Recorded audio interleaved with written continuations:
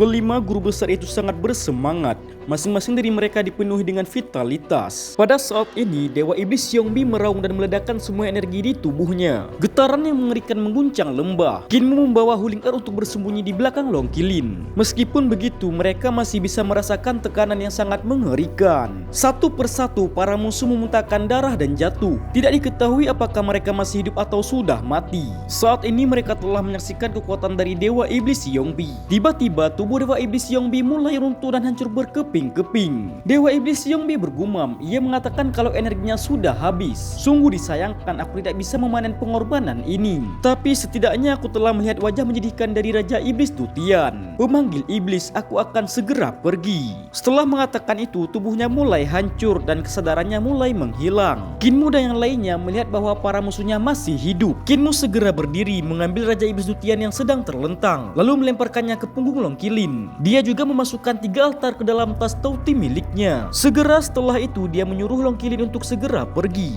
Awan api muncul di bawah kaki Long Qilin. Dengan cepat dia segera menjauh dari lembah membawa Kinmu dan yang lainnya. King Yu Sanren yang sedikit pulih mulai mengangkat tangannya. Tiba-tiba guntur mulai bergemuruh. Sambaran petir yang tak terhitung jumlahnya saling terkait menyerang ke arah Long Qilin. Untungnya dia dalam keadaan terluka. Tiba-tiba darah menyembur dari mulutnya dan sambaran petir meledakkan celah gunung di depan Long Qilin. Kinmu sedikit terkejut. Meskipun para ahli di alam surga ini terluka, kekuatan sihir mereka masih sangatlah kuat. Kali ini para ahli lainnya telah berdiri dalam keadaan gemetar. Masing-masing dari mereka telah memuntahkan seteguk darah. Lu Wensu bertanya kepada mereka semua apakah mereka masih memiliki kemampuan untuk mengejar Kinmu. Pada saat ini pendeta Tao Kuye duduk bersila. Napasnya mulai terengah-engah. Dia berkata dengan senyum yang sangat sedih, "Aku tidak bisa lagi menemani kalian semua untuk mengalahkan iblis. Hidupku tidak lama lagi." Pendeta Tao melantunkan kata-kata terakhirnya. Ia memperingatkan mereka semua agar bisa membunuh pemimpin dari sekte iblis. Setelah mengatakan itu, dia pun mati.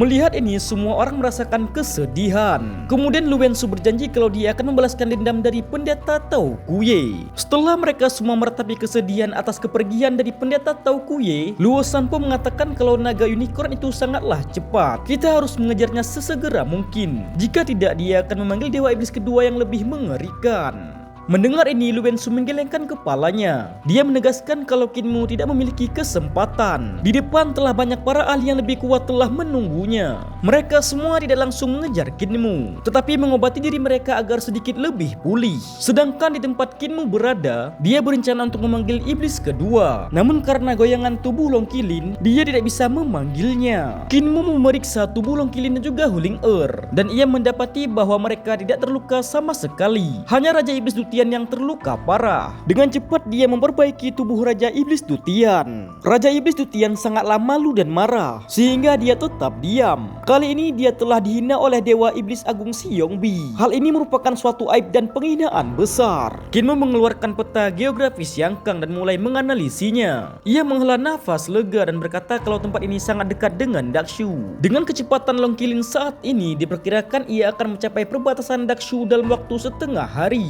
Mereka telah dikejar sepanjang jalan dan rute mereka telah menyimpang. Kinmu berpikir sejenak. Ada pegunungan senduan di antara Dakshu dan Yangkang. Di setiap puncak gunung terdapat busur silang Suwanji. Siapapun yang melewatinya akan mati.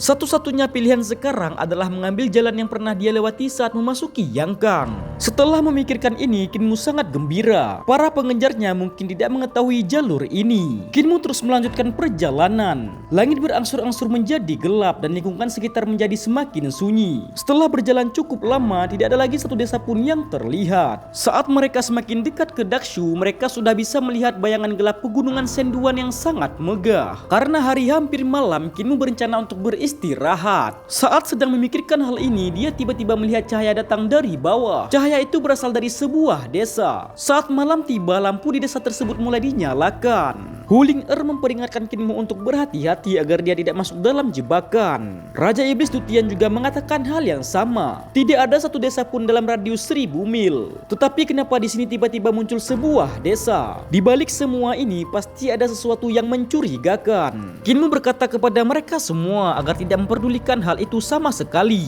Ia pun memerintahkan Long Qilin untuk tetap berjalan. Long Qilin terus berjalan menuju pegunungan senduan. Setelah berjalan puluhan mil, ia melihat cahaya datang dari bawah. Di perbatasan terdapat sebuah desa. Semua bangunan di sana hampir sama persis. Melihat ini, Kinmu menjadi serius. Ia memerintahkan Long Qilin untuk terus maju. Long Qilin terus melangkah maju. Setelah melangkah cukup jauh, dia melihat desa itu lagi. Bangunan di sana sama persis seperti desa sebelumnya. Long Qilin juga merasakan ada yang tidak beres. Oleh karena itu, dia berlari secepat mungkin. Dalam perjalanan, dia menemukan lebih dari selusin desa seperti itu. Pegunungan senduan di depan mereka tampaklah masih sangat jauh. Setelah berlari ratusan mil, seharusnya mereka telah mencapai kaki gunung. Akan tetapi jarak mereka antara gunung tidak pernah berubah. Raja Iblis Dutian menggelengkan kepalanya. Ia mengatakan kalau orang ini sangat cakap. Dia mampu melipat ruang dengan sangat terampil. Kali ini kita tidak bisa melarikan diri. Kinmu yang mendengar ini pun menggertakkan giginya. Pada akhirnya dia mengambil keputusan untuk segera masuk ke desa. Hal ini membuat Long Qilin dan Huling sangatlah terkejut. Kinmu sangatlah marah. Dia akan membunuh siapapun yang berani menghentikannya pulang untuk merayakan tahun baru. Kinmu berjalan menuju pintu masuk desa. Desa itu sangatlah sunyi. Seekor anjing menggonggong ke arah mereka semua. Pintu kayu perlahan terbuka dan seorang lelaki tua memegang lampu minyak keluar dari balik pintu. Anjing itu segera datang menghampiri laki-laki tua tersebut. Ia menjadi lebih berani dan terus menggonggong ke arah Kinmu dan yang lainnya. Wajah Kinmu tampak sangat lembut. Sambil tersenyum dia menyapa lelaki tua itu. Ia meminta agar lelaki tua itu memberikannya tempat tinggal untuk bermalam. Lelaki tua itu mengatakan kalau desa ini sangatlah kecil. Sebagian besar kamar tamu masih kosong. Jika Anda tidak keberatan, silakan cari kamar untuk Anda tinggal dan beristirahat. Mendengar ini, tubuh Huling gemetar. Bahkan Raja Iblis Dutian dan Long Qilin juga tercengang. Orang tua itu tidak menyembunyikan apapun sama sekali. Sebelumnya dia telah menyebut Kinmu sebagai pemimpin iblis. Dan fakta bahwa mereka terus berputar-putar mungkin disebabkan oleh orang tua ini. Lalu Kinmu mengucapkan terima kasih kepada orang tua itu. Ia bertanya ada berapa banyak orang di desa ini. Lelaki tua itu menjawab, untuk saat ini hanya ada satu orang dan satu anjing. Tetapi aku telah memasang lampu di setiap kamar. Dan penduduk desa akan segera datang. Akan ada pesta dan sangatlah berisik. Jika hal itu menyinggungmu, mohon maafkanlah kami semua. Kinmu mengangguk. Ia mengucapkan selamat tinggal kepada lelaki tua itu. Setelah itu dia datang ke tengah desa dan memilih halaman yang paling luas. Ia meminta lelaki tua itu untuk segera meninggalkannya. Lelaki tua itu tersenyum. Setelah dia mengucapkan selamat kepada Kinmu, dia pun pergi meninggalkannya. Kinmu mendorong pintu hingga terbuka. Setelah masuk, senyum di wajahnya tiba-tiba menghilang. Dia berkata kepada mereka semua, jangan bicara, masuklah ke ruang utama dan tidurlah. Tidak ada seorang pun yang boleh membuka mata. Mendengar ini, Long Qilin dan Huling tidak mengerti apa maksudnya. Namun Raja Iblis Dutian berkata kalau dia punya niat buruk. Dengan cepat Kinmu menyentuh tubuh Raja Iblis Dutian. Hal ini menyebabkan dia tidak bisa bergerak sama sekali.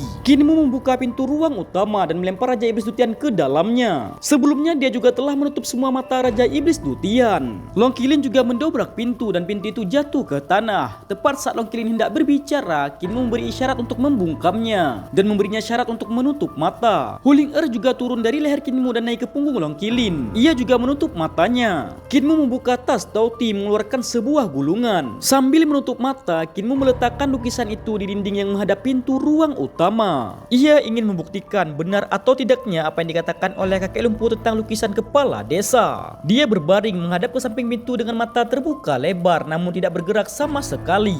Suasananya sangatlah sepi. Setelah beberapa saat terdengar suara langkah kaki yang sangat ramai di luar. Kemudian terdengarlah suara-suara yang sangat familiar.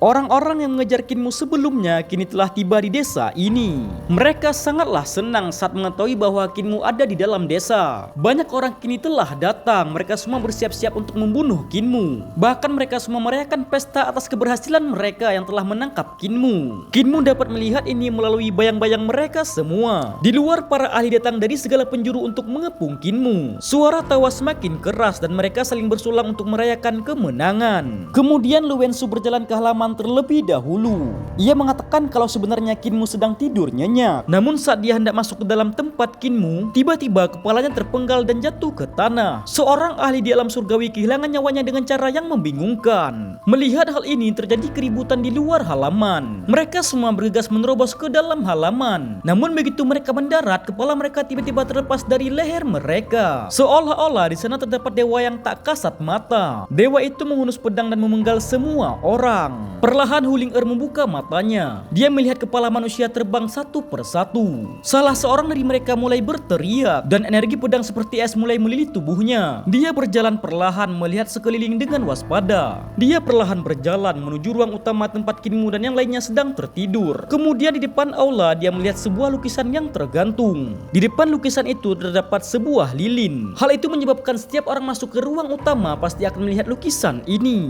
Saat dia sedang memperhatikan lukisan itu, tiba-tiba kepalanya terlepas dari tubuhnya. Dia merasa bahwa semuanya terjadi begitu lambat, seolah-olah dia perlahan-lahan jatuh ke dalam kegelapan tanpa cahaya. Kepalanya terjatuh ke tanah dan matanya masih terbuka lebar. Tiba-tiba sebuah tangan besar terulur dan mencekram kepalanya. 9 orang lainnya sangatlah ketakutan. Hanya lelaki tua itu yang sedikit tenang. Dia bernama Towis Kingsan. Dialah yang telah mengambil kepala ini. Towis Kingsan menatap mata sang ahli. Kemudian ia menghembuskan nafas dan berkata kalau itu pedang yang bagus. 8 ahli lainnya bertanya kepadanya apa yang telah ditemukan oleh senior Kingsan. Towis Kingsan mengangkat kepala itu dan mengarahkannya ke tempat Kinmu berada. Ia mengatakan kalau pedang itu berasal dari sana. Dengan cepat seorang pria tiba-tiba mulai bergerak. Ia menggunakan bola pedang berencana untuk menghancurkan tempat di mana lukisan itu berada. Melihat ini wajah Towis Kingsan berubah drastis dan dia ingin menghentikannya namun sudah terlambat. Pedang itu tiba-tiba menabrak penghalang tak terlihat dan berhenti di udara. Kemudian bola pedang itu meledak dan hancur berkeping-keping.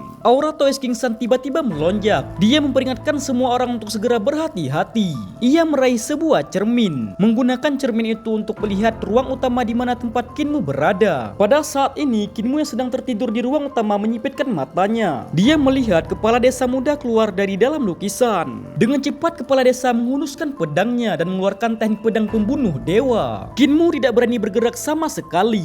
Dia dapat merasakan bahwa dunia dipenuhi dengan energi pedang tajam dan cahaya pedang. Kinmu mulai memejamkan matanya. Dia mendengar suara energi pedang menerobos udara, sangat cepat dan sangat mengerikan. Jantung Kinmu berdebar kencang. Dia tidak menyangka kalau kakek tuli telah memberikan jiwanya kepada lukisan kepala desa. Tiba-tiba semua suara dan cahaya menghilang. Kinmu perlahan membuka matanya. Dia melihat sosok kepala desa hendak kembali ke dalam lukisan. Namun tiba-tiba sosok itu hancur menjadi genangan tinta. Kinmu sedikit tertegun. Dia menghembuskan nafasnya. Ia mengatakan kalau sekarang sudah aman dan menyuruh semua orang untuk segera beristirahat karena perjalanan mereka masihlah sangat panjang.